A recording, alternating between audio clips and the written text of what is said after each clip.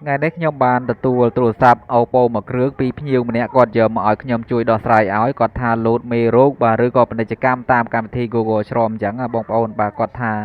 កាត់លុយគាត់សាហាវហ្មងបាទស៊ីមគាត់ធម្មតាដាក់កាត1រៀលអញ្ចឹងទៅគាត់ប្រើបានមួយអាទិត្យបាទដល់ពេលលោតអាមេរោគហ្នឹងមកគាត់ប្រើបានតែមួយថ្ងៃគឺដាច់ប៉ាត់ហ្មង1រៀលកន្លះ1រៀលហ្នឹងដាច់ប៉ាត់ហ្មងបងប្អូនបាទហើយទូរស័ព្ទដែលឆ្លងមេរោគឬក៏ពាណិជ្ជកម្មដែលឆ្លងមកតាមកម្មវិធី Google Chrome អញ្ចឹងគឺងាយស្រួលដោះទេបងប្អូនបាទអត់មានអីញ៉ែញ៉ៃច្រើនទេហ្នឹងហើយយើងដោះតែមួយឆាច់គឺរួចរាល់ហើយបងប្អូនបាទងាយស្រួលណាស់ហ្នឹងហើយដោយបងប្អូនគ្រាន់តែសកត់នៅលើកម្មវិធី Google Chrome មកបាទនេះបងប្អូនបាទកម្មវិធីនេះយើងសកត់វាឲ្យជាប់នៅលើហ្នឹងមកហើយចុចលើពាក្យថាព័ត៌មានលម្អិតឬអក្សរអង់គ្លេសគេដាក់ថា App Info កន្លែងហ្នឹងណាបាទហើយបងប្អូនអូសរកមើលពាក្យមួយដែលគេដាក់ថាឧបករណ៍ផ្ទុកនិងឃ្លាំងសម្ងាត់បាទចុចកន្លែងហ្នឹងមកហើយបងប្អូនចុចនៅលើពាក្យថាសម្អាតឃ្លាំង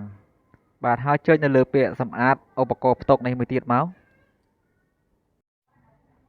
ហើយចុចនៅលើពាក្យ Free Up Space បាទចុចអូខេហ្នឹងហើយបងប្អូនចាំបន្តិចបងប្អូនចុចនៅលើពាក្យ Clear All Data នៅក្រោមនេះមួយទៀតចុចអូខេហ្នឹងហើយតែប៉ុណ្្នឹងរួចរាល់បាទរាល់បញ្ហាមេរោគឬក៏ពាណិជ្ជកម្មដែលលោតមកតាមកម្មវិធី Google Chrome នឹងវានឹងបាត់ទាំងអស់